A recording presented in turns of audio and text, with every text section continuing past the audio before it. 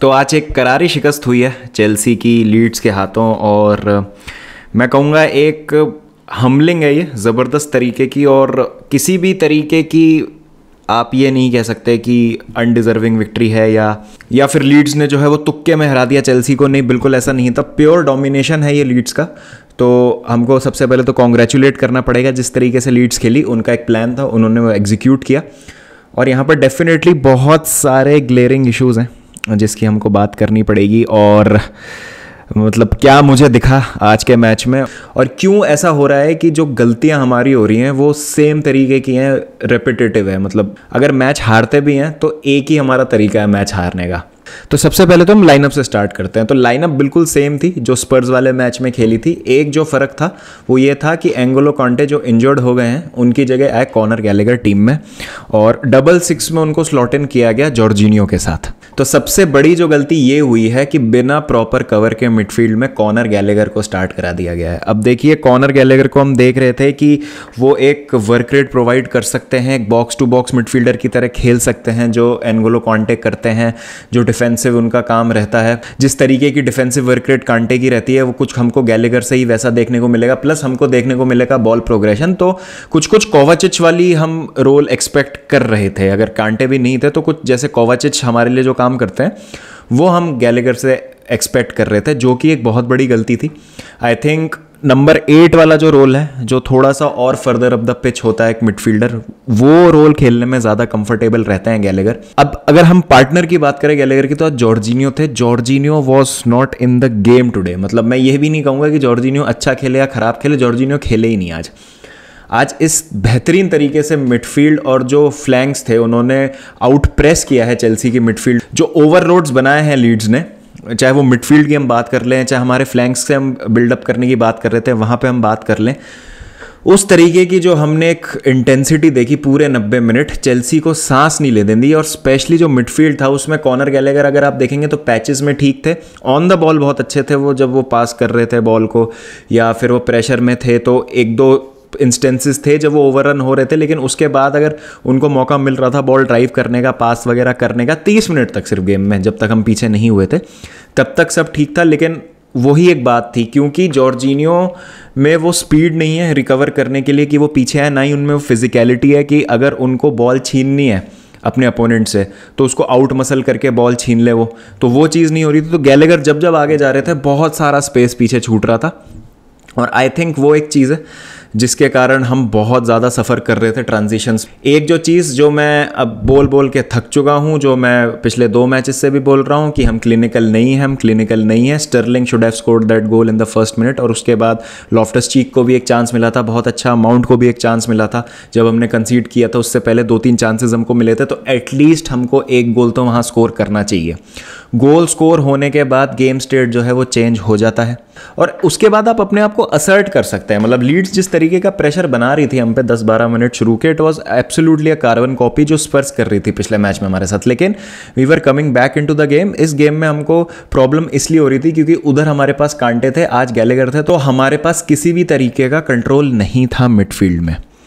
अब बात करते हैं जो इंडिविजुअल मिस्टेक। तो जब आपको चांसेस मिल रहे हैं, आपको उनको स्कोर करना है, आपको प्रेशर बनाना है अपोनेंट पे जिससे वो अपना प्लान चेंज करे, और अगर आप गोल स्कोर नहीं करेंगे, आप चांसेस जो है उनको ऐसे ही जाने देंगे, तो मनोबल तो बढ़ता ही है आपके अपोनेंट का, उनका मोरल बूस्ट होता ही है, और डेफिनेटली फिर वो अपने प्लान को उसी तरीके से एग्जीक्यूट करते रहते हैं जब तक उनको लगता है कि अच्छा यार अभी तो स्कोर जो है वो 0-0 है, अभी हमको ऐसा कुछ चेंज करने की ज़रूरत नहीं है क्योंकि ना हमने गोल कंसीड किया है। तो क्या दिक्कत है? मतलब हम कंफर्टेबल हैं जिस तरीके से हम प्रेशर बना रहे हैं, चेल्सी पे वर्क कर रहा है, पोजीशन हम विन कर रहे हैं, सेकंड बॉल्स जो है बहुत इजीली लीड्स जो है विन कर रही थी और चेल्सी के लिए दिक्कतें हो रही थी, बट स्टिल कोई ऐसा चांस नहीं बनाया था लीड्स ने जिससे हमारी बैकलाइन डील ना कर पाए या बहुत ज़्यादा कोई दिक्कत हुई हो एडवर्ड मेंडी को। टॉकिंग अबाउट एडवर्ड मेंडी, फिर से आई थिंक ये 3री या 4थी बार है जो किया है मेंडी ने ये, और अब ये एक मतलब दिक्कत है, मैं इसको कह सकता हूँ कि ठीक है, वन ऑफ हमने बोल के टाल दिया था कुछ एक इंसिडेंट्स को, और फिर बोल सकते हैं आप लैक ऑफ कंसंट्रेशन था उन ओकेजन्स पे, बट यहाँ पर जो है एक चीज़ साफ हो जाती है कि मेंडी का ball distribution is not at all good. अभी तक वो थोड़ा सा कवर्ड इसलिए थे क्योंकि बैक 3 में खेलते हैं वो, और ऐसी बैक 3 में जहाँ पर तीनों सेंटर बैक जो है उनकी बॉल प्लेइंग एबिलिटी काफ़ी अच्छी है। चाहे हम प्रीवियस सीजन्स की बात कर लें, रूडिगर थे, थियागो सिल्वा थे, एस्पिलिक्वेटा थे, या अब इस सीज़न की बात कर ले कुलिबाली, सिल्वा और रीस जेम्स जिस तरीके से खेल रहे हैं, तो वहाँ पर ज़्यादा काम नहीं करना पड़ता था मेंडी को, तो वो कवर्ड रहते थे। लेकिन अगर मेंडी को खुद से छोड़ दिया जाए तो थोड़ा सा आप उनको हाउंड कर दीजिए और वो पोजीशन गंवा देते हैं। तो एक इंटरनेशनल लेवल गोलकीपर से जो कि टॉप मोस्ट क्लब के लिए खेल रहा है यूरोप में, ये चीज़ मैं एक्सपेक्ट नहीं करता हूँ। और जब हम इतना आसान गोल दे देते हैं टीम को, तो आपकी खुद की टीम का जो मोराल है वो बहुत डाउन हो जाता है। और शोल्डर्स बिल्कुल ड्रॉप हो गए चेल्सी के, कंसंट्रेशन वहाँ पर लूज़ किया। और बिल्कुल ही उसके बाद जब फ्री किक मिलती है लीड्स को, हम किसी भी तरीके की मैन मार्किंग नहीं करते हैं, बहुत ईजीली जो है रॉड्रिगो को फ्री छोड़ देते हैं।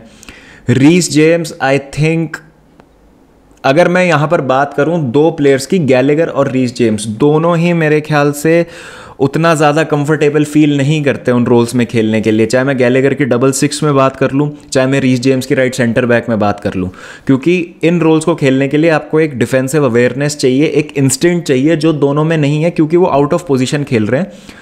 उसी चीज़ का फ़ायदा उठाया रॉड्रिगो ने, और वो गोल बहुत आराम से बचाया जा सकता था। अगर कांटे फील्ड में है तो वो गोल नहीं हो रहा है, अगर एस्पिलिक्वेटा फील्ड में तो वो गोल नहीं हो रहा है, क्योंकि इन लोगों की डिफेंसिव अवेयरनेस है, उनको पता है कि किस तरीके की डिलीवरी आ सकती है, कैसे हमको इससे डील करना है। लेकिन कोई रॉड्रिगो का रन पिक करता नहीं है, और एक ईजी हेडर जो है रॉड्रिगो को मिल जाता है, विच ही फिनिशेस ब्रिलियंटली। और तीसरे गोल में तो मतलब मैं कुछ कहना ही नहीं चाहूँगा, हम बहुत ज़्यादा डेस्परेट हो गए थे, इतनी हमने स्पेस पीछे छोड़ दी और एक आसान सा चांस मिल गया लीड्स को। तो लीड्स ने बुरी तरीके से लताड़ा है हमको, हमारे पास कोई एक्सक्यूज़ नहीं है। बट एक जो अब प्रेसिंग इशू है, जो बहुत ज़्यादा अब मुझे कंसर्न लग रहा है, कि जब कांटे और कोवाचिच नहीं है हमारी मिडफील्ड में, तो हमारी मिडफील्ड में कुछ भी नहीं है। आई थिंक जॉर्जिनियो गैलेगर के साथ नहीं खेल सकते हैं वहाँ पे, क्योंकि अगर आप उनको आउट रन कर देते हैं और आउट मसल कर देते हैं, उनको प्रेस कर देते हैं गेम से बाहर, तो आई थिंक बहुत आसानी से आप चेल्सी की बैकलाइन पे प्रेशर बना सकते हैं। और ये एक चीज़ है जो चेल्सी को सॉल्व करने की बहुत ज़्यादा ज़रूरत है, क्योंकि कांटे और कोवाचिच अब बहुत ज़्यादा यंग नहीं है, फिज़िकली अपनी प्राइम में नहीं है। एज प्लेयर्स मैं उनकी एबिलिटी की बात नहीं कर रहा हूँ, बट फिज़िकली जो उनकी एज है वो भी बहुत ज़्यादा यंग नहीं है। तो आई थिंक अब चेल्सी को या तो ऑप्शंस तलाशने पड़ेंगे, या जो विद इन स्क्वाड है कुछ इस तरीके के सॉल्यूशंस ढूंढने पड़ेंगे कि हम क्या करें उस डिफेंसिव मिडफील्डर का। अगर फ्रैंकी डियोंग भी आ जाते हैं तो फ्रैंकी डियोंग भी आपकी ये वाली प्रॉब्लम सॉल्व नहीं कर पाएंगे जिसकी वजह से आज आप हारे हैं। तो इस गलतफहमी में कोई चेल्सी फैन ना रहे कि अगर फ्रैंकी डियोंग आ जाते हैं तो सडनली चमत्कार हो जाएगा और चेल्सी जो है बहुत मतलब अच्छा खेलने लगेगी। हाँ, फ्रैंकी डियोंग कब अच्छा खेलेंगे, हमारी अटैकिंग आउटपुट कब अच्छी होगी, हम और मिडफील्ड से बेहतर प्रोग्रेशन कब कर पाएंगे बॉल का, जब उनके साथ कांटे या कोवाचिच खेल रहे होंगे। लेकिन बट अगर इस सिस्टम में आप फ्रैंकी वाली प्रोफाइल का मिडफील्डर जॉर्जिनियो के साथ लगा देते हैं बीच में, तो आपको सेम प्रॉब्लम्स का सामना करना पड़ेगा वीक इन वीक आउट। आपके पास और कोई ऑप्शन है नहीं अभी, और यही बात आती है ऑप्शंस। मतलब अगर टूकल को चेंज भी करना चाहे तो ही डजंट हैव ऑप्शंस, और ये जो चीज़ है आई थिंक एड्रेस करनी बहुत ज़्यादा ज़रूरी है। नहीं तो हम इसी तरीके से ओवर रन होते रहेंगे और एक शायद तरीका मिल जाएगा टीम्स को कि भाई चेल्सी की मिडफील्ड में ओवरलोड्स क्रिएट कर लो, आप इनको प्रेस करो, इनको हाउंड करो, इनके दो मिडफील्डर्स जो हैं, क्योंकि फिजिकली ये कैपेबल नहीं है आपको आउट मसल करने में, या फिर उनमें इतनी डिफेंसिव अवेयरनेस नहीं है जिससे वो मिटिगेट कर सके कोई भी अगर प्रॉब्लम आ रही है, तो आप जो है आसानी से चेल्सी की बैकलाइन पे प्रेशर बना सकते हैं। तो ये एक चीज़ है जो बहुत ज़्यादा मुझे तो कंसर्न करती है एज अ चेल्सी फैन, क्योंकि हमारे पास कोई ऑप्शन नहीं है बेंच पे। अगर टूकल को ये चीज़ चेंज करनी है तो क्या करें। Hence it brings me to the managerial side of the things कि क्या टूकल बहुत ज़्यादा स्टबन हो रहे हैं। देखिए, मैं टूकल के लिए बहुत ज़्यादा कुछ रिएक्शनरी होकर नहीं बोलूँगा कि मतलब he is not the right man for the job या he is out of his depth, ये अभी मैं नहीं बोलूँगा, because I completely trust in Thomas Tuchel's abilities और I completely trust him as a manager. But कुछ चीज़ों को हमको एड्रेस करना पड़ेगा। क्या फोफाना के आने से ये प्रॉब्लम सॉल्व हो जाएंगी? आई डोंट थिंक सो, क्योंकि एक हमारे लिए डिफेंसिव मिडफील्डर का होना बहुत ज़्यादा ज़रूरी है। अब ऑप्शंस क्या हैं, इतने कम समय में हम मार्केट में कौन से प्लेयर्स को ला पाएंगे। बट बाकी अगर मैं बात करूं कि लो ब्लॉक जो टीम्स खेलती हैं उनके अगेंस्ट तो ये अप्रोच चल जाएगी, या लो ब्लॉक मिड ब्लॉक जो टीम्स खेलती हैं उनके अगेंस्ट आप ऐसे खेल लोगे। लेकिन जो टीमें आपको प्रेस करती हैं, जिनका वर्क रेट बहुत ज़्यादा है, जो आप पे चढ़ी रहेंगी पूरे 90 मिनट, उनके अगेंस्ट तो it's a recipe for disaster, क्योंकि आप रूबेन लॉफ्टस-चीक से एक्सपेक्ट नहीं कर सकते कि वो उस रोल में खेलेंगे। लास्ट सीजन उनको ट्राई भी किया था बहुत बार, लेकिन बिल्कुल भी वो सक्सेसफुल नहीं हुए उस रोल में। और रही बात फिनिशिंग की, तो आई थिंक एक स्ट्राइकर की बहुत ज़्यादा ज़रूरत है यहाँ पे हमको।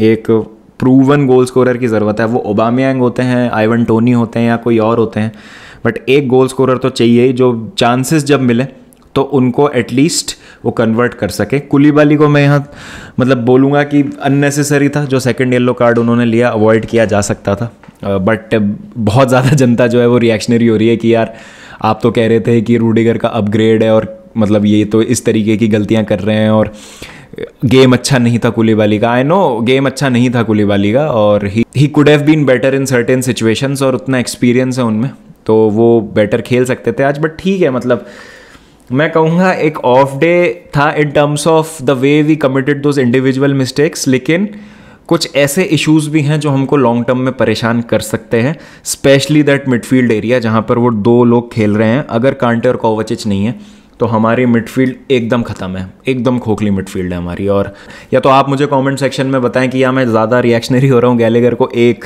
गेम के बाद ही इस तरीके से जज करने में, क्योंकि आई थिंक वो रोल जो है गैलेगर को पर्सनली सूट नहीं करता है। क्योंकि जिस तरीके से सेम चीज़ बार बार करे जा रही थी लीड्स और सेकंड बॉल्स हम लूज़ कर रहे थे, वो चीज़ देख के मुझे बहुत ज़्यादा अच्छा नहीं लग रहा था to be honest. And I am not very hopeful कि गैलेगर क्या उस रोल में खेल पाएंगे। हाँ, माउंट का बैकअप हो सकता है, गैलेगर माउंट की जगह खेल सकते हैं, वहाँ पे कोई इशू नहीं है। लेकिन यहाँ पे हमको बहुत ज़्यादा रिएक्शनरी भी नहीं होना है कि भाई सब कुछ ही ख़त्म हो गया है और क्या करेगी चेल्सी इस सीज़न। भाई लिवरपूल ने भी 2 ड्रॉ करे हैं, ठीक है, उनके चैलेंजेस अलग है, हमारे चैलेंजेस अलग है, उनका स्क्वाड हमसे बहुत बेटर है, they will bounce back. But इसका मतलब ये थोड़ी आप लिवरपूल को राइट ऑफ कर देते हैं। नया सीज़न है, बहुत सारी नई साइनिंग्स आई हैं, सबको एक बार जेल होने में, मैनेजर का स्टाइल समझने में, इंटेंसिटी समझने में प्रीमियर लीग की समय लगेगा। And in any ways I am not expecting too many great things from Chelsea. मैं बहुत मतलब ऐसा नहीं सोच रहा हूँ कि हम चैम्पियंस लीग के बिल्कुल फेवरेट्स हैं या हम प्रीमियर लीग की तो टाइटल रेस में एंड तक जाएंगे, ऐसा भी मैं नहीं मानता हूँ। मैं ये बस कहना चाहता हूँ कि एकदम राइट ऑफ करना गलत है इस समय चेल्सी को। इन 3 मैचों में कई सारी चीज़ें हैं जिनके साथ हम पॉजिटिव्स भी ड्रॉ कर सकते हैं, लेकिन कुछ आज हमारी वीकनेसेस हैं वो बहुत गंदी तरीके से एक्सपोज हुई, जिन पे हमको काम करना बहुत ज़्यादा ज़रूरी है। और एक जो चीज़ है जिसका मैं गिल्टी हूँ बिल्कुल, कि मैंने लीड्स को बहुत हल्के में लिया और जो साइनिंग्स उन्होंने करी अंडर द रेडार, मैंने उस पर ज़्यादा ध्यान दिया नहीं। तो मुझे लगा था कि रफीनिया और कैल्विन फिलिप्स का जो मिस है वो बहुत ज़्यादा शायद परेशान कर सकता है, लेकिन इस लीड्स टीम ने मुझे गलत साबित कर दिया है 3 गेम में और बहुत अच्छी एक टीम बनती हुई दिख रही है। तो वहाँ पर जो है मैं डेफिनेटली एक बोलूँगा कि मुझसे मिस हुआ है। Taking nothing away from Leeds, I think they absolutely deserve to win this game and we absolutely deserve to get hammered. But जो 2 गोल हमने कंसीड करें शुरू के, वो बहुत आसानी से अवॉइड किए जा सकते थे इन माय ओपिनियन। मेरा बस यही कहना है कि गलतियां बार बार सेम रिपीट हो रही हैं तो कुछ गड़बड़ है या प्लेयर्स के माइंडसेट में, जो कि ठीक किया जा सकता है। I think mindset is something जो आप ठीक कर सकते हैं ओवरनाइट, लेकिन स्किल जो है वो आप ओवरनाइट डेवलप नहीं कर सकते। तो वो एक चीज़ है कि हम एक्सपेक्ट कर ले एकदम से कि गैलेगर वो 6-6 रोल में बहुत अच्छे से खेलने लग जाएंगे, तो वो एक बहुत अनफेयर चीज़ होगी हमारे पार्ट पे। तो वो भी बात है कि उस एरिया को हम कैसे एड्रेस करते हैं, देखना काफ़ी इंटरेस्टिंग होगा। PSG on the other hand absolutely steam rolled लिल, और क्रिस्टोफ गैल्टियर की जो ये PSG साइड है, ये भाई मतलब expect big things from this PSG side. मतलब मेरी personally one of the favourites to go very far in the Champions League. The only problem is जो अभी एम्बापे वाला सागा हुआ था थोड़े दिन पहले, और वो जो भी प्रॉब्लम हुई थी कि Mbappe was not being a good team player, लेकिन इस मैच को देख के ऐसा कुछ लगा नहीं। I think everyone was happy, everyone was enjoying their football, specially Leo Messi. If Leo Messi plays like this and he is on song, तो भाई कोई भी टीम हो, कोई भी डिफेंस हो सामने, मतलब you are in for trouble. और जिस तरीके से, जिस ईज से लियोनल मेसी बॉल पे थे आज और थ्रू बॉल्स निकाल रहे थे, फाइंड कर रहे थे नूनो मेंडिस, और उनका कॉम्बिनेशन प्ले बहुत अच्छा चल रहा था आज, और गोल भी उन्होंने स्कोर किया, बेहतरीन फिनिश थी उनकी राइट फुट से। तो बहुत पॉजिटिव साइंस हैं लियो मेसी के लिए, PSG फैंस के लिए। बट क्या वो ट्रांसलेट करेगा into success on the biggest stage which is champions league, वो देखा जाना बाकी है। बट अगर इस तरीके से PSG परफॉर्म करती रही तो डेफिनेटली हम देख सकते हैं, तो यहाँ पर जो चीज़ें हैं वो बेहतर होंगी उनके लिए, अगर वो ऑफ फील्ड इशूज़ जो हैं उन पे लगाम लगा के रखते हैं। And talking about PSG and Lionel Messi, Barca की बात करते हैं थोड़ी सी। तो एक छोटा सा रिएक्शन आज के गेम पे जो बार्सिलोना काफ़ी इजीली इन दी एंड जीत गई। एक शेकी स्टार्ट ज़रूर थी, रियल सोसिएडाड के अगेंस्ट बार्सिलोना ने 4-1 से ये मैच जीत लिया है। एक शेकी फर्स्ट हाफ ज़रूर था बार्सिलोना की तरफ से, क्योंकि पहले मिनट में जब लेवेंडोस्की ने गोल मार दिया तो उसका बहुत ही ब्रिलियंट तरीके से जो है जवाब दिया रियल सोसिएडाड ने, और एलेक्जेंडर इसाक थोड़ी सी डिफ्लेक्शन होती है वहाँ पर और बीट कर देते हैं टर स्टेगन को उस चिप से, लेकिन उसके अलावा भी काफ़ी अच्छे चांसेस मिलते हैं। विंग से जो है बार्सिलोना काफ़ी बार एक्सपोज होती है, लेकिन दे डील विद इट। और एक जो चीज़ है जो नोटिस करी मैंने आज के मैच में, स्पेशली फर्स्ट हाफ में, जो बार बार उभर के आ रही थी कि फ्रैंकी डियोंग बहुत ज़्यादा कंफर्टेबल नहीं लग रहे थे उस सिंगल पिवट रोल में जो सर्जियो बुस्केट्स खेलते हैं। तो सर्जियो बुस्केट्स का एक लॉन्ग टर्म रिप्लेसमेंट या इमीडिएट शॉर्ट टर्म रिप्लेसमेंट ढूंढना तो बहुत ज़्यादा ज़रूरी है, क्योंकि फ्रैंकी डियोंग बहुत ज़्यादा उस रोल में कंफर्टेबल लग नहीं रहे हैं। अगर वो रुकते हैं बार्सिलोना तो आई थिंक वो उनकी प्रेफर्ड पोजीशन नहीं होगी, क्योंकि बहुत ज़्यादा मिस्टेक प्रोन लग रहे थे। अगर आप गोल भी देखें रियल सोसिएडाड का जो आया, वो फ्रैंकी की थोड़ी सी गलती की वजह से था। वो थोड़ा सा टाइम ज़्यादा ले लिया उन्होंने और डिस्पोजेस हो गए और उससे मौका मिल गया। और अगेन थोड़े से नर्वी मोमेंट्स थे बार्सिलोना के लिए। सेकेंड हाफ में भी कूबो को भी 1-2 अच्छे चांसेस मिले थे, फिर एक गोल स्कोर कर दिया था रियल सोसिएडाड ने, बट वो ऑफ साइड से रूल आउट हो गया था। तो वहाँ तक जो है वार्निंग साइंस थे। लेकिन जो आज क्लिनिकल फिनिशिंग दिखाई है बारसा के फॉरवर्ड्स ने, वो काबिले तारीफ है। स्पेशली डेम्बेले, जिस तरीके से उन्होंने काउंटर अटैक पे वो मूव फिनिश किया। फिर हम लेवेंडोस्की के दूसरे गोल की बात कर लें, फिर यहाँ पर जिस तरीके से अंसु फाटी को भी एक गोल मिलता है एंड में, तो काफ़ी मतलब अच्छी फिनिशिंग हुआ बार्सिलोना की। जो उनको चांसेस मिले उन्होंने कन्वर्ट कर दिया and the game was absolutely put to bed, क्योंकि क्विक सक्सेशन में 2 गोल मारती है डेम्बेले देन लेवेंडोस्की, तो मौका नहीं मिल पाया फिर उस डबल ब्लो से उठने का रियल सोसिएडाड को। और रफीनिया के आने के बाद चीज़ें जो है काफ़ी अच्छी हुई, डायनेमिक हो गया गेम बारसा का और चांसेस जो उनके बनने लगे। तो काफ़ी अच्छे 3 पॉइंट यहाँ पर बार्सिलोना के लिए। आई थिंक ये मोमेंटम जो है उसको बनाने में मदद करता है, लेकिन अभी भी कुछ इश्यूज़ हैं जिन पे काम करने की ज़रूरत है। आई थिंक बहुत सारा स्कोप है यहाँ पे इम्प्रूवमेंट के लिए, जहाँ पे बार्सिलोना काम करके चीज़ों को बेहतर कर सकते हैं। डिटेल में इस पे बात जो है आज शाम को करेंगे। लीड्स चेल्सी पे बात करेंगे, सिटी और न्यूकासल पे भी बात करेंगे। वो भी एक मैच था जिसकी हम बात डिटेल में करेंगे, और कई सारी चीज़ें जिनको हम एड्रेस करेंगे आज के राउंड अप में गेम वीक के। तो प्लीज़ ज़रूर ज्वाइन कीजिएगा शाम को, मैं स्ट्रीम शेड्यूल कर दूंगा। चलिए गाइस, फिर मिलते हैं। ध्यान रखिए सब अपना, टेक केयर एंड पीस।